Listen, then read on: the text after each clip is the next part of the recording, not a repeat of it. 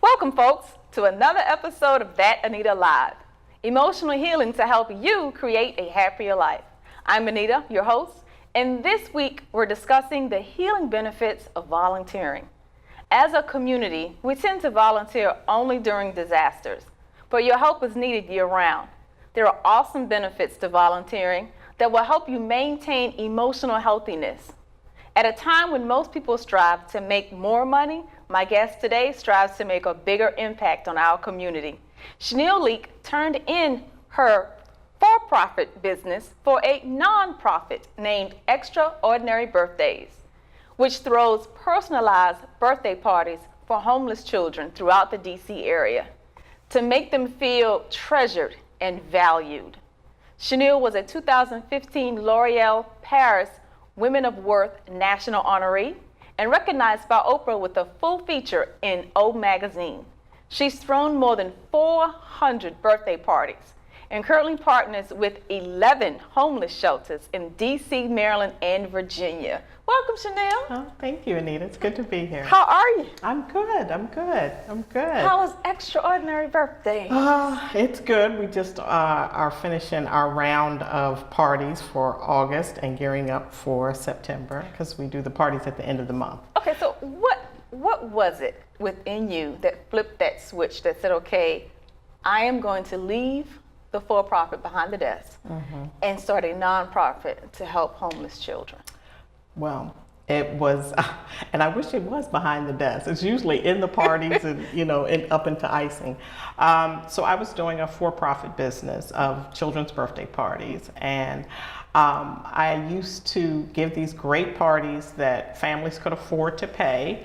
And so also it was the parents that were removed from the children's party. So they would be in another room with the other adult guests while we were creating this magic for their children. Playing musical chairs. Yeah, absolutely. Yes. And the tea parties, the endless tea parties that were going on.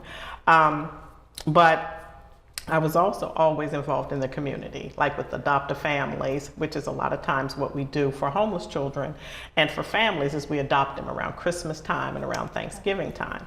And so seeing them and actually making the connection between what they were doing outside of, as you mentioned in your opening, there's always volunteering, for disasters or specific times, but those year-round things. And one of those year-round things for us was birthdays. And it was something that my mom always felt for us was just made us feel like we were just the best thing being born. And so I wanted to translate that to other children that were homeless for them to have that experience as well. And so Extraordinary Birthdays was born from that. So what is the biggest impact you've seen Extraordinary Birthdays have on the life of a child? We call it layering self-worth. That to be able to have a time that's focused strictly on them, letting them know that we're so glad that they were born. That's what my mom used to always say to us, and that's what a lot of times I would say to the kids as we're giving them hugs. And it's sort of a good reminder for their moms too, that they were, I am glad that they were born despite the circumstance. So we're doing everything that's focused on them. But we're also giving them these moments of normalcy. So from the cake that has their name on it, to the goodie bags, to the banners, to the gift that they actually asked for, that they actually receive, all of those things go into the fact that they are born. Because it does make a difference when you receive what you ask for. Absolutely. Versus just somebody thinking of you and saying. Absolutely. So sometimes, we will get requests that people say, we have a toy drive. We're going to have a toy drive. And those are all wonderful things. And we've seen them specifically around Thanksgiving and Christmas. Right. When people are handing the toys out to the children, which are awesome things to do. We just want to take it a step further. We want to really hammer it into them that for them, this is what you want, this is what you're going to get. And we do that also with the themes that we provide. We're not giving them themes that were popular 2 to 3 years ago. We're giving them the themes that they see other kids have. So PJ Masks right now is really hot, and Paw Patrol. And for anyone out there, they would know that that's Because I have no idea. Yes, yes. But if you had a 3, 4, 5-year-old, this would be it. And so for them, when they're getting those type of things that they're seeing other kids get, because they're not living in a bubble, that again goes to their self-worth. So we've seen that in just the way that they are responding to us, but also the family engagement that happens, because you have to think we're doing these parties for an hour. So the mom is there, she's now playing the game. She's now putting on a mask and becoming one of a cat boy in PJ Masks or, you know, Paw Patrol. And so they're all coming into this world. And so not only are we doing it for the children and seeing their worth, but we're also seeing it for the parents as well and giving them back just a little bit of that parenting that's been taken away from them when they're in the shelters. Because when you're going through that difficult period, it's hard to provide the extra. Because you're just managing to get the by. basic. To get by the basics, yeah. And you know, that's what they're struggling for. They're struggling to make sure that the roof that is over their head, though it's a shelter, is there, that they're having the food, which is a lot of times shelter kitchen food. And so when they get a questionnaire from us, this questionnaire is saying, what do you want to do for your child? You know, and that in itself is empowering for them, because no one's asking them. They're usually being told, you know, this is what you're going to do. They come into a very institutionalized environment. And so the freedom to make a decision about your child, and through a questionnaire, not having to sit across from anyone and explain anything, is pretty powerful in itself. What is the impact that you've seen volunteering for one of these parties has on the volunteers? On the volunteers. I think for them it ranges from just the exposure to a community that they had a certain perception of. You know, that in itself, they're surprised sometimes if they have the latest clothes that are on, you know, and I said, well, a lot of times those are clothes that are donated to them. But also on the other side, there are working homeless families. So they are doing that. It's the roof over their head. It's that community part that they can't do. Tell us what a working homeless family is, because those two words seem to contradict, because we tend to think that if you're working, then you can afford to live. Yes. But yeah. That's not always the case. That's not always the case. And HUD defines homeless. I mean, if you go by the definition of HUD, it's literally anyone who does not have an address that's permanently there. So it could be your relative that comes into town and they're looking for a job and they're not here. If they're staying with you, they're considered homeless. But working homeless are pretty much like you and I. They just do not have a residence that belongs to them. So, and what's unfortunate is that the space in shelters is so limited, and it's so limited for families. You know, women and children, pretty much, but if there's a male involved, there's a whole other issue for them to actually come in. And there's actually a shelter that we go to that it's a family shelter, but the dads actually sleep out in the hallway. They can't sleep in the same room with their families because there are other women there. So you can imagine that type of, so when they get up in the morning, because it's very regimented, they have to get out by a certain time, they're going off to work, and they're going off to work to come back to make sure that their kids have certain things, but that residence that they have over there, so yeah. And how have your volunteers responded to that? Like I said, I think for them, it's an education for them. I think our philosophy of really celebrating them and coming from a place of joy is something that they have to get used to. And that's a culture that we really try to cultivate, is really to say to them, we're really here to celebrate them and recognize them. And so, you know, it's a shift in thinking for them.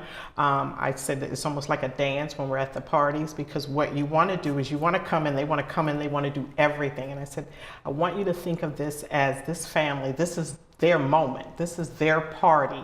So it's a dance that you kind of look for opportunities where you can offer the mom to cut the cake or make some decisions if we're going to put the healthy snacks out right now, or if you want to even put the candle on the cake. We got healthy snacks at the birthday party? We have healthy Why snacks. we got to eat healthy snacks at the birthday party? Because a lot of times the families are dependent on shelter kitchens, for one. Healthy snacks at the birthday. So the cake is the only thing that we have at the party that's enjoyable. That's enjoyable. No, the kids love the healthy snack. Surprisingly, what happens is when you present it to them in an environment that says, okay, we have broccoli. Now, you have to think about it. It's like carrots and celery and cucumbers with ranch dressing. They love it. But they have to be exposed to it, just like my kids were. They have to be exposed to it. And I would say 85% of the time, they clean the trays out with healthy snacks. Yes. Potato chips. Well, we have pretzels. Pretzels. Yes. Pretzels, vegetables, fruit, cheese. That's pretty much it. It's just enough light. I know Michelle Obama would just be over the roof excited to hear that you are throwing healthy snacks. It's a way too. Now, you know, what we do is we really take those type of little opportunities to show them without having a class or anything, to say you can still have a great party and you can still offer these things. But also remember, I'm telling you, because the kids don't get it a lot, they're dependent on the shelter kitchens to do this, they look at this as a great opportunity for them. Now, broccoli doesn't go as quickly as the other stuff, but carrots and tomatoes and cucumbers and celery, that usually goes pretty good. And we like to sometimes introduce them. We really got on this kick with this whipped cream cheese as a dip, and they loved that. And so it exposes them to some things that they didn't have. What we are hoping is that they will take that type of information and take it back when they are in their own homes and think about those type of things. So it's sort of bigger than that, but yeah. Now, have any of your volunteers been surprised? Yes, they're always surprised because the parties are an hour. So they figure you can't do anything in an hour. So we can make magic happen in an hour. And in that hour, we dress up the birthday child. We dress up the other kids if donations are flush. We do healthy snacks. We do a couple of activities, usually arts and craft. We usually do some type of movement activity with them because they don't get to run around a lot. So we get to do that. We do goodie bags. We do snacks. We do cakes, sing happy birthday. We'll be back in just 1 second to hear about your opportunity to volunteer with Extraordinary Birthdays and the Healthy Snack birthday party.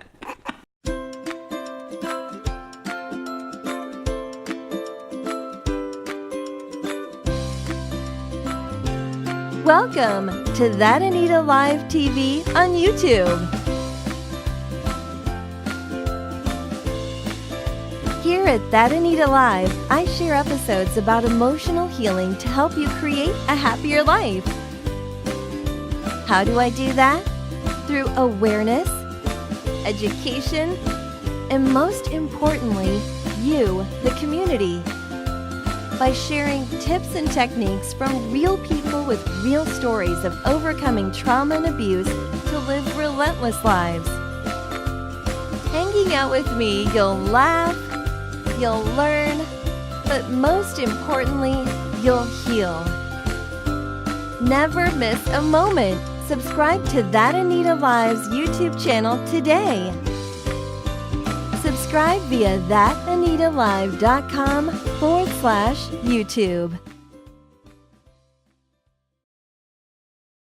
And we're back to hear more about the Extraordinary Birthdays. How did Extraordinary Birthdays get its name? I wanted to take the ordinary of birthdays and make it extra. It's real simple.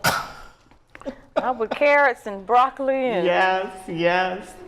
Get the baby have some chips for the birthday. Pretzels are good. They're low in fat.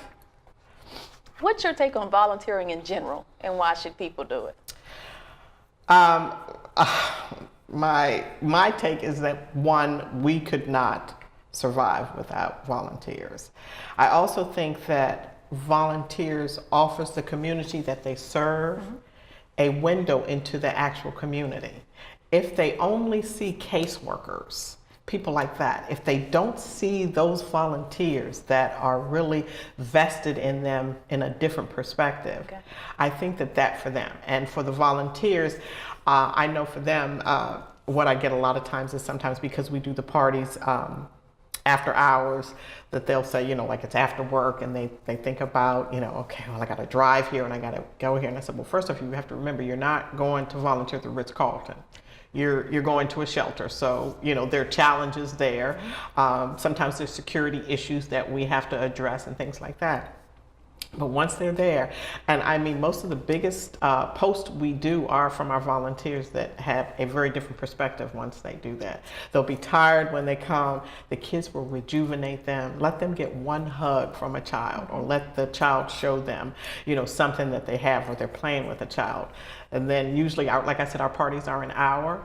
It takes about 15 to 20 minutes to clean up, but I always tell the volunteers, allow a half hour. Because the kids are wanting to hug them, they want to talk to them, they don't want to go back to where they're going. So they want to prolong this magic, this moment that the volunteers have helped to create. So what type of volunteers do you look for? Does someone have to have a preset set of skills before they can volunteer? A servant's heart is the biggest thing. Yes, flexibility is key, but our volunteers, we do go through a process. You're dealing with children, so they have to have a background check, a negative TB test, because you're dealing with the homeless community. So, you know, once you do those due diligence, and we check your references to make sure, you know, that you're being with children. But it really is about flexibility, thinking on your feet, and just a willingness to bring that joy to the children, a willingness to be alert to the opportunities for family engagement that happens. And so for them, it opens up their world. So walk me through, if I'm coming to volunteer for the first time, what will my first experience be like? We try to get you to shadow someone who's already who's done a party for a while. But I always say we have a roster of about 200 volunteers. We're like church. We have a roster of 200 volunteers, but we probably have about 25 to 30 active ones that come out constantly. Because 20% of the list does 80% of the work. Right? Yeah, absolutely, absolutely. Those are those numbers. And so what you would do is you would come on site. We have a schedule. We have party bins, and everything you need to deliver that party is pretty much on that schedule. So if we had a Spider-Man party, the schedule would say, put the blue tablecloth down, then put the red as a runner, put the centerpiece down. All of the activities that are done are in there, including the tape. If you have to tape something on the wall, if you're doing pin the mask on Spider-Man, that's on there. Everything is in there.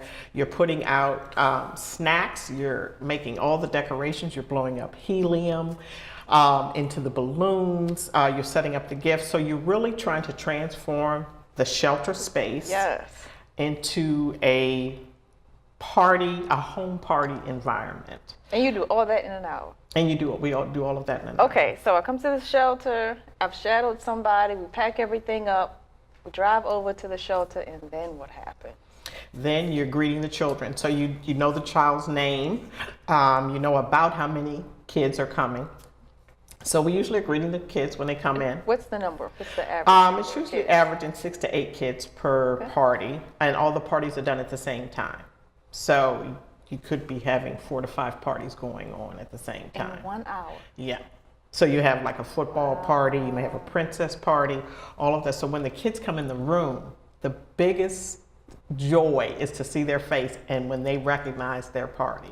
They'll have their little invitations, because we give the invitations to the shelter for them to give to their guests, because the guests that they're inviting are the people that they're sharing that space with. So we're really part of building that community within the shelter, because they're not inviting the kids that they go to school with if they're in school. So these are other kids that they don't have to explain their circumstances. So You're coming in as a volunteer. You're going to be part of that. You're going to greet that birthday child. You're going to greet the mom. You're going to say to the mom, thank you for allowing us to celebrate with you. And then you're going to get started. You're going to ask maybe the mom a couple questions, you know, we're getting ready to do pin the mask on. But what if I want to help out, but I'm really shy about talking to people? We always have opportunities behind the scenes for those type of people. Those are the people that always say, yes, I'm shy, until they start to talk with one child. They're usually the ones that have the one-on-one with the kids. And those are the ones that the kids want to take them and walk them around the shelter. Then the next thing you know, you come out. So how many volunteers do you send to a party? We do 2 volunteers per party. And because we're at 11 shelters, and it just varies. We don't have like, you know, a set number of, you know, like last month of the 11 shelters. Yeah. So like 11 shelters we had last month, we were at 8 of them. And at 8 of them, a couple of them we had 3 or 4 kids. One shelter we had 1 child. But we try to have it so that one volunteer is kind of engaging while the other one's getting the next activity ready, or doing the face painting, or putting the tattoos on, or making sure that the gifts or anything are ready. So, you know. It's a lot. Okay. It's a lot. So we've had the party. Mm-hmm. We are cleaning up. Mm-hmm. And then what happens? We get an evaluation. We give the evaluation to the mom. That's another thing. Extraordinary Birthdays has its niche in. So we have, we ask the parents, did we deliver on what you wanted? Which I think is amazing. And I'm so proud of that, because no one asks these families. They figure, again, you should be grateful, you should be glad. And I'm saying, did we do? How did we do? Because there but for the grace of God go I. Absolutely. At any given time. And so time. that again, for the volunteers, is another opportunity that they get to see that. Because again, everything we do is saying to the children and to the families that they are valued. Wow. Wow. The parties last for about an hour. Mm-hmm. Have you ever had to turn down a shelter that wanted to partner with you? We haven't had to turn down a shelter. We've had to just not go into a shelter because we don't have the human capacity to go in there. In other words, she needs more volunteers. We need more volunteers. Always more volunteers. Always more volunteers. So that's the biggest thing for us, is that we're not able to do that. And we don't want to disappoint a child, not so much as a shelter, but a child, if they get the expectations that we're going to come in there and do that. So how did it feel to be a national honoree? That was amazing. First of all, how did you find out that you were being recognized for your work in the community? You know, it started, I was nominated by a board member, and they contacted me and said, you know, you were you were being nominated. And I said, okay, great. You know, and they said that it would come down to 10, the top 10. And I said, okay, great. And then I was driving and I got the call that said I was one of the top 10. And I just kept saying, I don't remember everything. Once they said, we'll send you everything in an email, yes. I said, okay, I don't have to really focus. I could just like totally zone out, because I'm like really incredible. And so what they did, L'Oreal is amazing with this program, the Women of Worth program, because they really do stand by what women are doing in the community to make it a beautiful community, and not just beautiful from that perspective, right? And so what they did, which is really smart, is they gave the opportunity to each of the top 10 honorees to go out to their networks and say, get people to vote. And whoever receives the most votes will be the national honoree. So all the top 10, we receive $10,000 for a $10,000 grant. But the national honoree gets an additional $25,000. Nice. And so my thing was, you know, we had a small base here, you know, of committed, you know, supporters and things. And we just started putting out. And then it got to the point where I would drop my daughter off at the dance studio, and moms would say, "I voted for you," and it was so uplifting, and it was so humbling at the same time, just to know that this resonated with so many people, and they treat it just like the Academy Awards. So you didn't know until you were there in New York. We were there for 3 days, and it was 3 days that L'Oreal had us with Bloomberg, getting financial advice and really making sure we know how to run our nonprofits, to the exposure that it was getting. And then they announced it, and I thanked God, because I know that's where that came from.